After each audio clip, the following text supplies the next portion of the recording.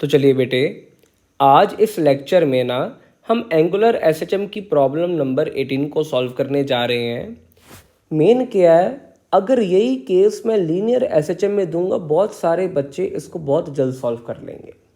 लेकिन अब क्योंकि मैं एंगुलर एसएचएम में लेके आया हूँ, बच्चे बहुत जल्दी कंफ्यूज हो जाते हैं। यहाँ पे क्या, मेरे पास दो पार्टिकल हैं जो एंगुलर एसएचएम कर रहे हैं। क्वेश्चन दो पार्टिकल है और ख़ास बात क्या है बेटे, जो दोनों पार्टिकल आप देख रहे हो ना, लेट अस से इनका मास m है, एक की लेंथ 4l है, एक की लेंथ l है। दोनों का ये जो एंगल है, मैंने मान लो अल्फा एंगल पर ले जाकर दोनों को छोड़ दिया।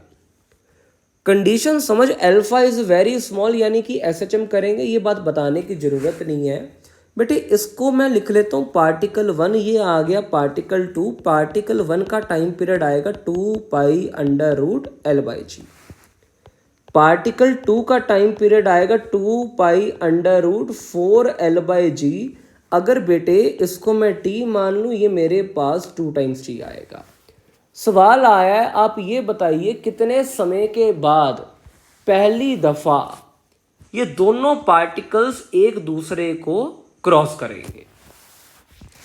अब बेटे तेरे को याद दिलाऊं, ये क्वेश्चन ना बहुत आसान है अगर मैं फेजर्स बना के करूं।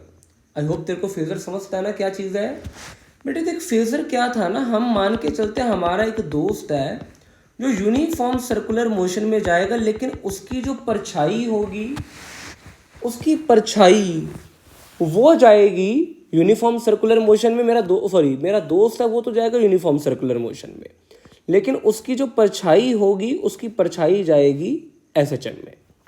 अब बेटे एक चीज़ समझ, यहाँ पे पहली बात, दो पार्टिकल है, एक है राइट वाले एक्सट्रीम पे, मैंने एक पार्टिकल यहाँ पे दिखा दिया, और एक पार्टिकल है लेफ्ट वाले एक्सट्रीम पे, मैंने यहाँ दिखा दिया। लेकिन तू देखे, मेरे दोनों पार्टिकल्स की जो सेंटर से दूरी आई है, मैंने सेम रखी है। कारण क्या है, क्योंकि दोनों के लिए ना एंगल सबटेंडेड सेम था।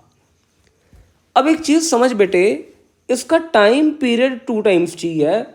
आई होप तू इतना समझदार हो चुका है। मान ले अगर इसका ओमेगा मैं ओमेगा ले लूँ, यानी कि एंगुलर फ्रिक्वेंसी है, और यही एंगुलर फ्रिक्वेंसी मेरे दोस्त की एंगुलर वेलोसिटी बनेगी।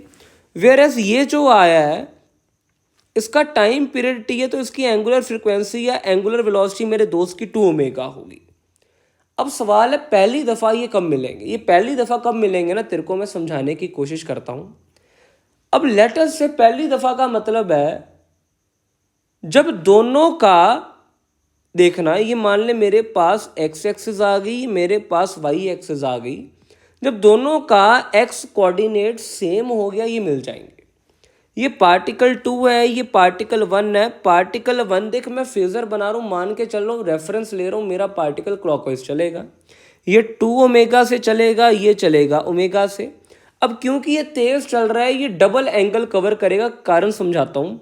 मान ले टाइम t बीत गया, तो जो पहला पार्टिकल है वो कितना एंगल कवर करेगा? देख, स्पीड होती है डिस्टेंस बाय टाइम, डिस्टेंस आएगा स्पीड इन 2 टाइम, ये तो लीनियर था। लेकिन अगर इसका एंगुलर इक्विवेलेंट देखूं तो ये बनेगा angular velocity into time 2 omega into T. और बेटे θ2 आना चाहिए ओमेगा इंटू टी।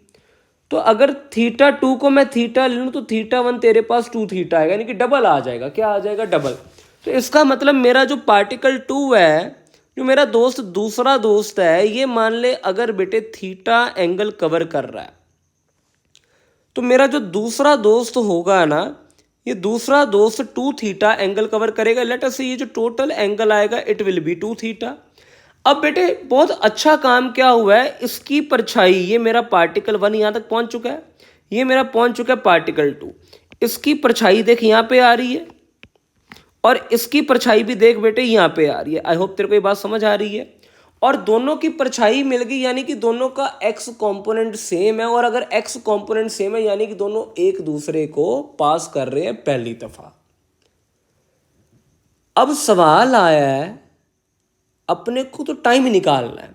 तो एक चीज समझ, ये मान ले रेडियस r था, लेट अस से ये रेडियस भी r था। ये एंगल कितना आएगा? वेरी गुड, 180 माइनस 2 थीटा, और ये एंगल तो थीटा दिया ही हुआ है। अब दोनों का x कोऑर्डिनेट सेम है, मैं लिख सकता हूँ पार्टिकल 1 के लिए, पहले 1 के लिए लिखते हैं, यहाँ पे 2 के लिए लिखूंगा। आर कॉस, ये रेडियस था ना, ये कंपोनेंट जो आएगा कोसाइन कंपोनेंट आएगा cos 180 minus 2 theta should be equals to R cos theta. क्या तेरे को ये बात समझ आ रही है? आर से आर की मौज हो गई। अगर ये बातें बराबर हैं तो ये एंगल भी बराबर होने चाहिए, यानी कि 180 minus 2 theta should B theta. 180 कितना आ गया? 3 थीटा, यानी कि जो थीटा आया ये तेरे पास 60 डिग्री आया। अब देख बेटे, थीटा 60 आ गया, तेरे को बात समझ आ रही है? ये एंगल कितना आ गया? 60 डिग्री। और अगर अब मैं टाइम निकालूं, देख टाइम क्या होगा समझाता हूं। ओमेगा आएगा थीटा डिवाइडेड बाय टी, जो टाइम आएगा ये आना चाहिए theta divided by omega. I hope तेरे को ये बात समझ आ रही है। और अगर मैं ओमेगा की वैल्यू लिखूं ना, देख यहाँ से तो उठा के ओमेगा की वैल्यू पुट कर देना। आई होप तेरे को ये बात समझ आ रही है। ये आ गया थीटा, यहाँ पे जो ओमेगा आएगा ना, आई होप तेरे को बात समझ आ रही है, ये ओमेगा आ जाएगा अंडर रूट, देख यहाँ पे g डिवाइडेड बाय 4l, तो रिजल्ट आएगा theta under root 4l by ji.